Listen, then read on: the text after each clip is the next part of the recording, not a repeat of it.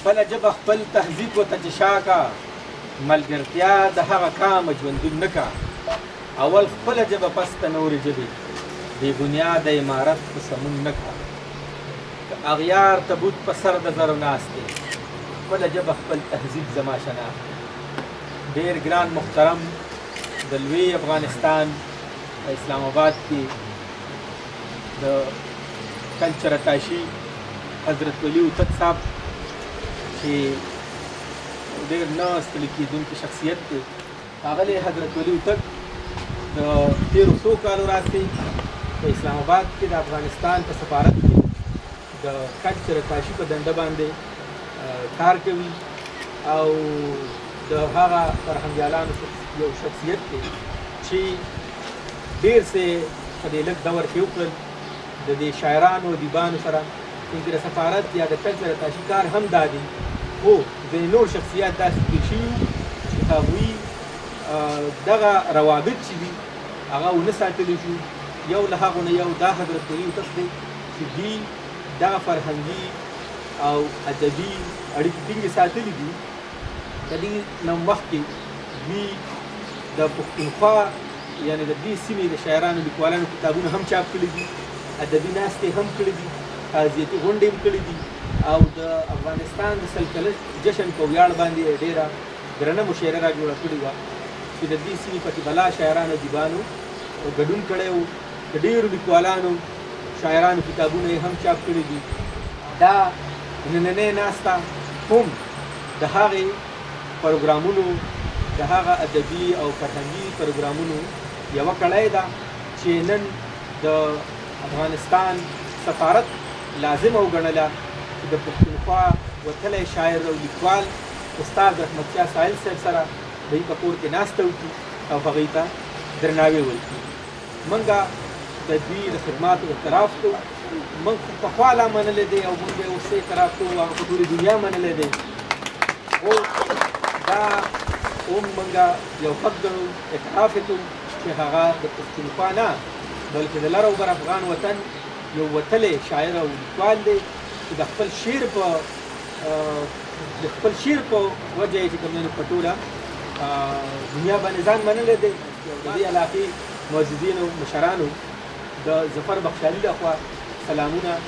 او احترامات ځان د پروګرام باقاعده آغاز موږ کوو د دې غونډې درناوی هغه موږ د رحمت شاه سایل صاحب په غاړه دی او زموږ محترم مشر حضرت ولی هوتک صاحب ته هم خیرکلي وایو زه د دې پروګرام باقاعده آغاز د تلاوت کلام پاک نه کول غواړو زه ډاکټر نور البصر امل صاحب ته خواست کوم چې تلاوت کلام پاک ډاکټر نور البصر امل صاحب أعوذ بالله من الشيطان الرجيم بسم الله الرحمن الرحيم ألم تر كيف فعل ربك بأصحاب الفيل ألم يجعل كيدهم في تدليل وأرسل عليهم طيرا أبابيل ترميهم بحجارة من سجيل فجعلهم كعصف مأكول صدق الله العظيم جزاک الله ډېره مننه ډاکټر نوربصر احمد صاحب. زه د افغانستان د سفارت کلچر اتاشي حضرت ولي تک صاحب ته خواست کوم چې په خپل ځای باندې ودرېږي. محترم رحمت شاه سایل صاحب ته هم خواست دی او د دوی تر څنګه زه بالکل کار صاحب مکرم خان سبا صاحب یوسف خان عبید صاحب ډاکټر نوربصر احمد صاحب امیر رزاق صاحب جانم صاحب مکرم ته خواست کوم چې هغوی سایل صاحب ته چې کوم دی د درناوي پګړی سر حضرت ولي تک صاحب.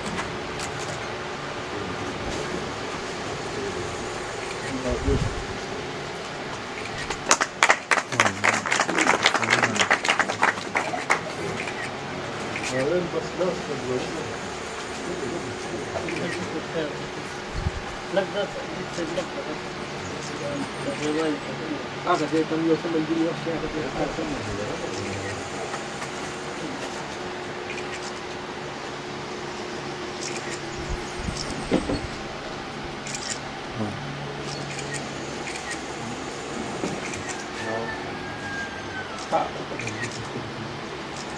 وروسته د نورې خبرې وکړو فقط زه به دغه سیانلیک متن ورته ووایم.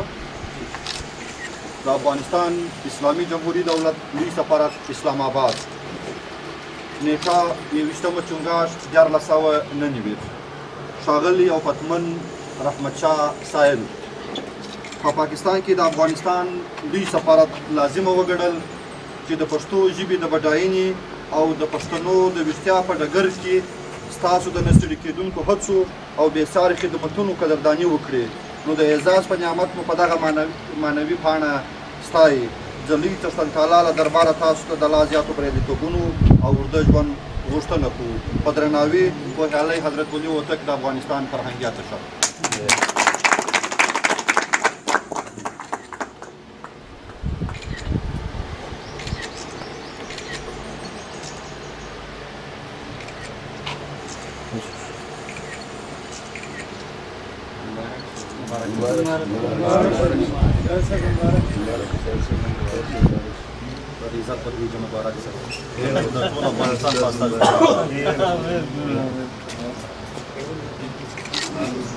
ډېره مننه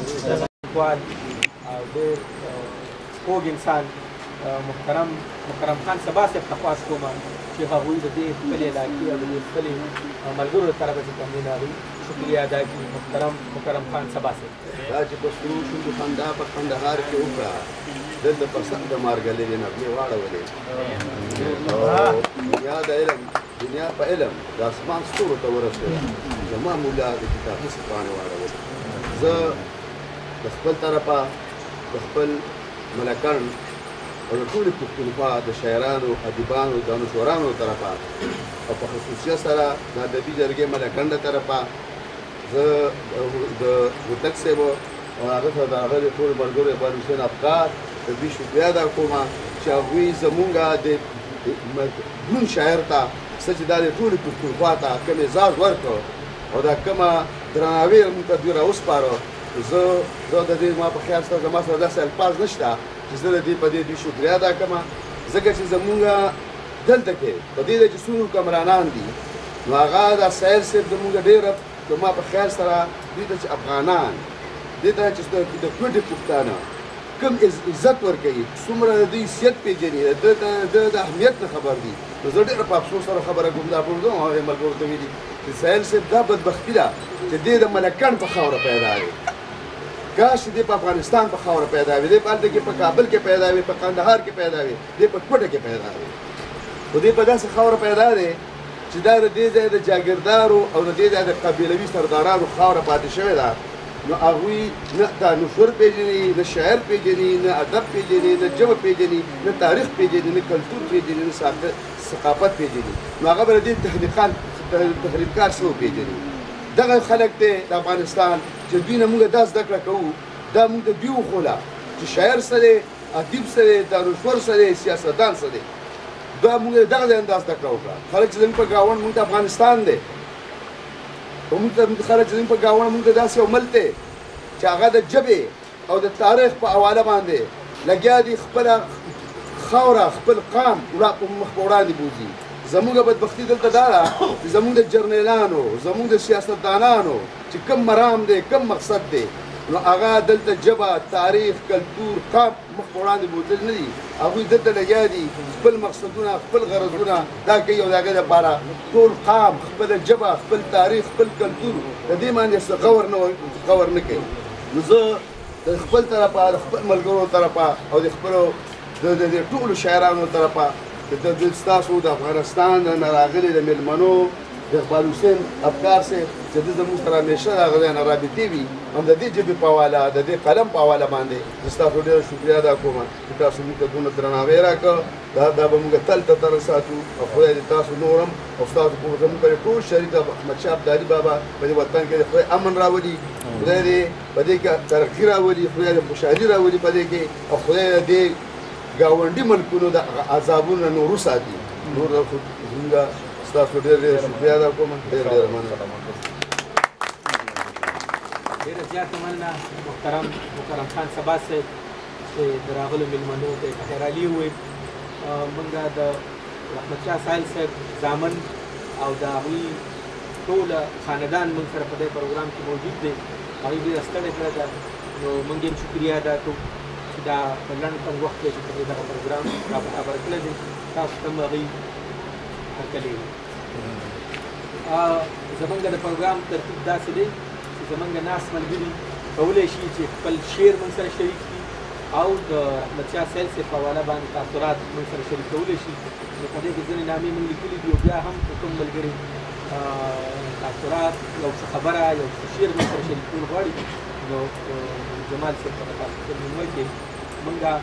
د تاثراتو دغه لړۍ کې موږ سره اقبال حسین افکار صاحب امن صاحب او امیر رضاق صاحب او ځینې نور شخصیات به موږ سره خبرې کوي نو زه بلنه ورکوم محترم امیر رضاق امیر صاحب چې هغوی موږ ته تاثرات شوي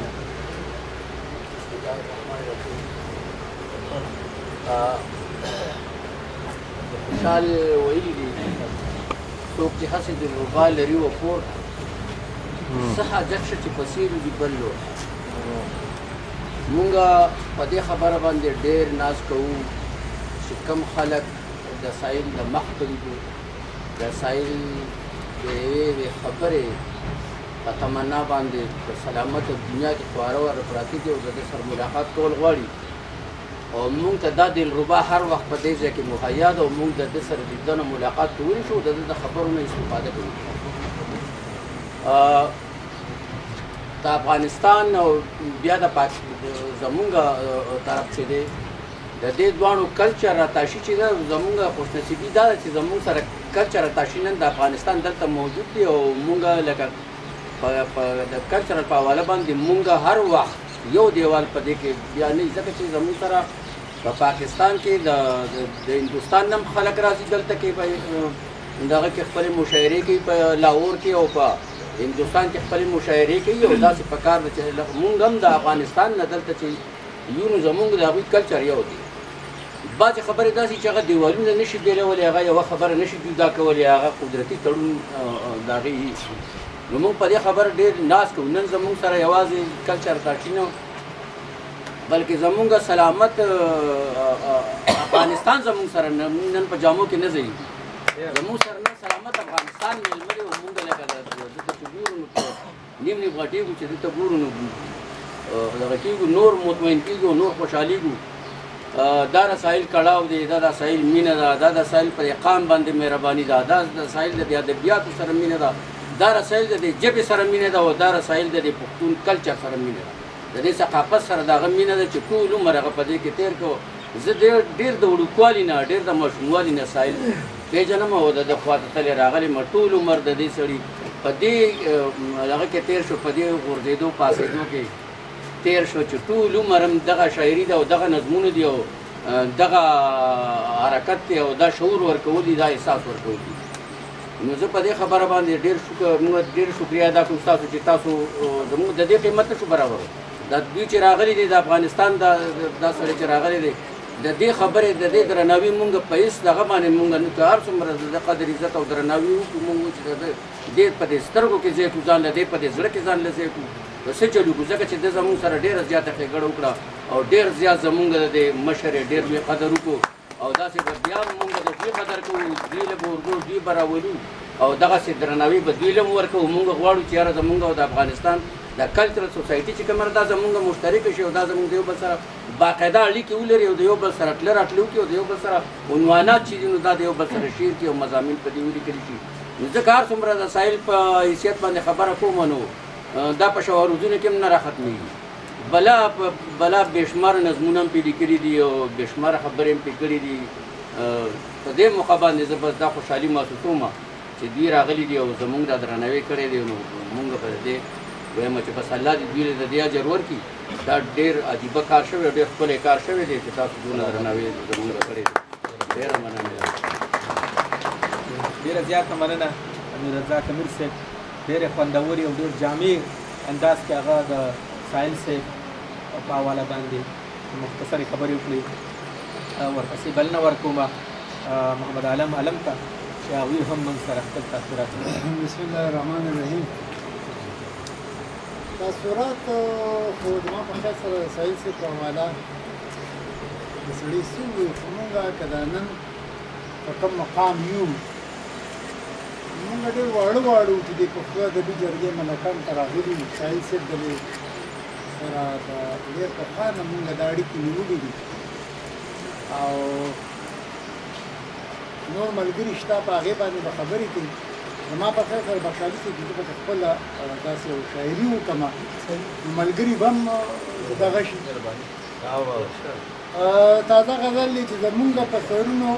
چې بس هر څوک معتبر شي زمونږ په سرونو چې بس هر څوک معتبر شي نو خوی د یزید شي او نظام د سور کافر شي زمونږ په سرونو چې بس هر څوک معتبر شي نو خوی د یزید شي او نظام د سور کافر شي خو مونږ لیوني چې ترېنه لاس واخلو په لار شو قسم دی که نواب هم ملنګ چې درته در شي بل شعر دی چې زما که د وطن د سرمایې نظام همدا وي زما که د وطن د سرمایې نظام همدا وي زما بچې به په دې شته خاوره مهر شي او زما د زړه د درد احساس به هله تا ته وشي زما د زړه د درد احساس به هله تا ته وشي چې ستا اسلام آباد لکه وانا کنډر شي او باداره یوه ورځ به دې په دې روډ کې راکاږم باداره یوه ورځ به دې په دې روډ کې راکاږم زما غریب ولس به احتجاج له رابهر شي زما او ستا کیسه هم قهرجنه روماني ده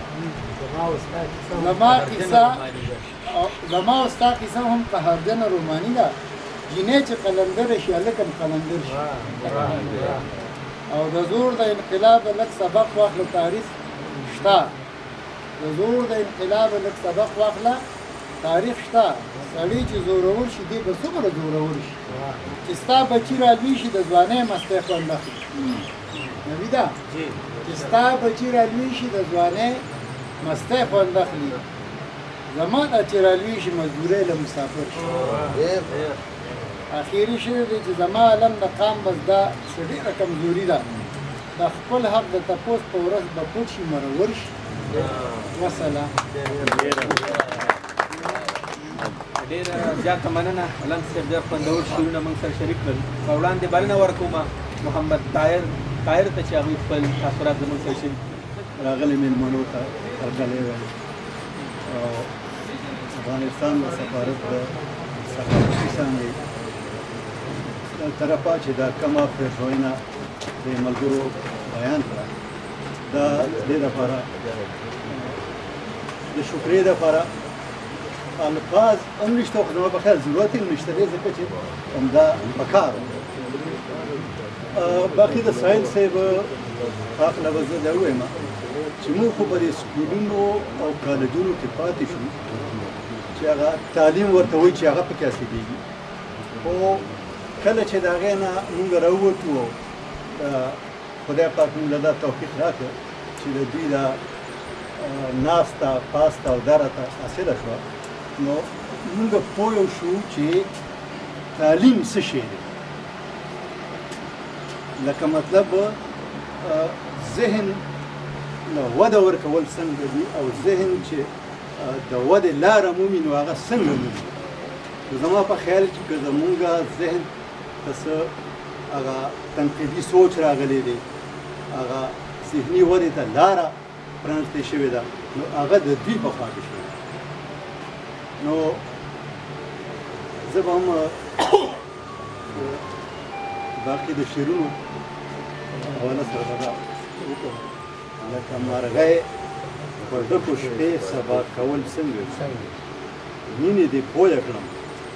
چې ناز د مینې وړل څنګه لکه مرغۍ په ډکو شپې سبا کول څنګه مینې دې پویه کړم چې ناز د مینې وړل څنګه او محبوبیت هغه زما د محبت زده کړه محبوبیت هغه زما د محبت زده کړه ما ته نیاز د حسن وې چې غزل څنګه محبوبیت هغه زما د محبت زده کړه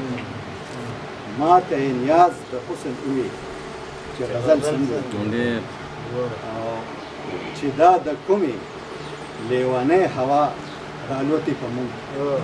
چې دا د کومې لیوانې هوا رالوتې په مونږ ادراک مو نشته چې پردې څنګه وي خپل ستا خو د خولې یوه خبره وه بس او دې کړه ستا خو د خولې یوه خبره وه بس او دې کړه ما په ژوندنې تجربه کړه چې اجل څنګه ستا خو د خولې یوه خبره وه بس او دې کړه ما په ژوندنې تجربه کړه چې اجل څنګه او آخري شعر دی معصوم ښایست د حیا نه بغیر څه پېژني معصوم ښایست د حیا نه بغیر څه پېژني څوک یې خبر دي چې د زړونو بدلول څنګه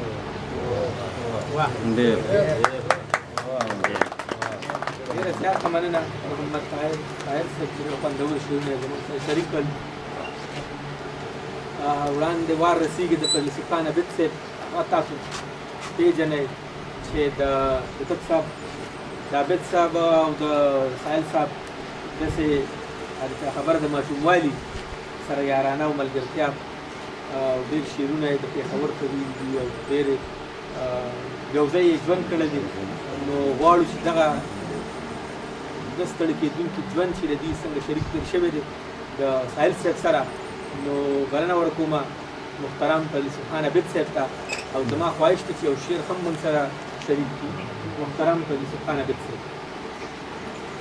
بسم الله الرحمن الرحیم ډېرو محترمو قدرمنو السلام علیکم د پښتنو د مشر کور سره تعلق لرونکي شوکت صاحب ته په خپل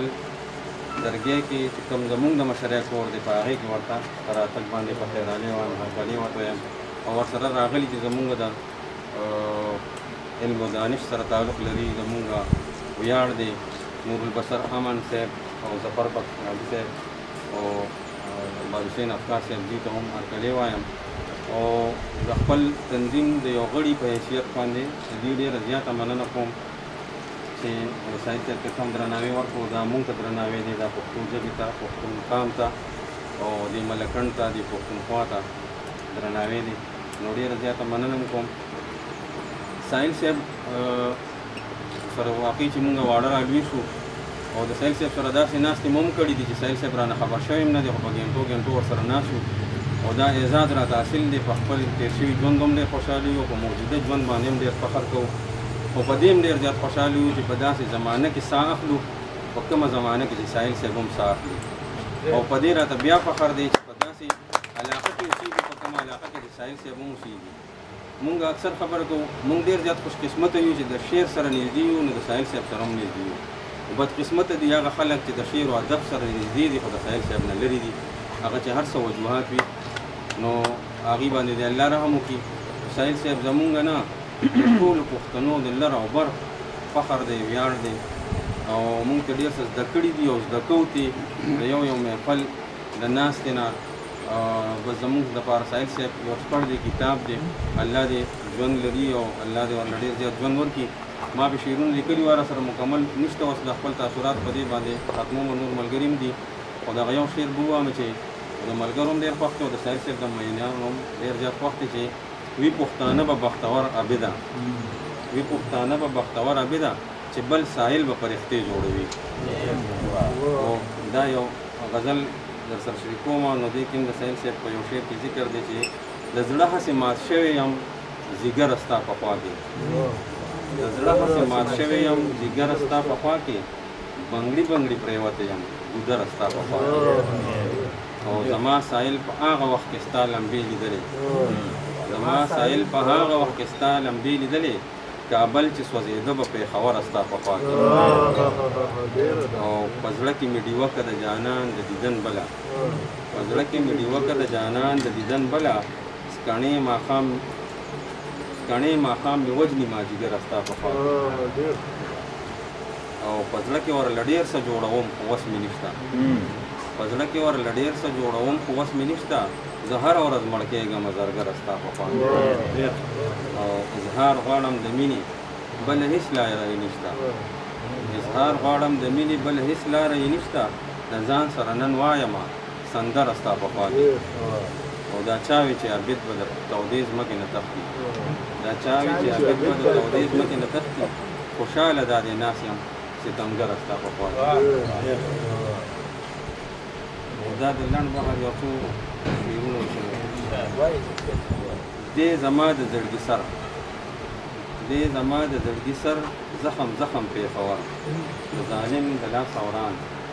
زما زړه زما ځیګر په دې یو وطن کې هم یو خوا شپه بل خوا سحر پېښور باندې تیارې په لاهور ختلې نور او دې له هرې خوا ټوپک بس پښتون ته برابر هلته وي د امن کور دلته سکول کالج سنګر او ستا په زما کور کې شي ماتم ستا په کور کې شي اختر ستا شرفخي سلامت زما روغ بلود پر هر او هرې خوا بلې لمبې په حجره جومات ګودر پښتون هر ځای کې تباه که په لر دی که په بر کام پرست خلک پدار بت پرست دي ناز پرور په پښتون بې ننګي زور زیاتوي پردی لښکر پښتون نه اوري نارې عابد جان په چغو سر ډېره زیاته مننه د ساحل په بدو نه دی پرېږدو خو د عابد د زړګي سر دی ډېره زیاته مننه یوسف خان عابد صاحب یقینا زه هم ډېر خوشحاله شوم چې ډېر وخت پس واورېده ملاقاتونه ورسره زموږ ډېر شوي دي او شعر ما ډېر وخت پس واورېده ډېره زیاته مننه وړاندې بلنه ورکوم محمود اثر صاحب ته چې هغوی موږ سره خپل تاثرات شریک کړي صاحب صاحب دا الله فضل دی دا الله رحم دی په دې خاوره باندې که څه دلته ډېر نږدې کاج زموږ سره ناست پاست او خبرې مسؤلونه راغلل او خبره نه مخه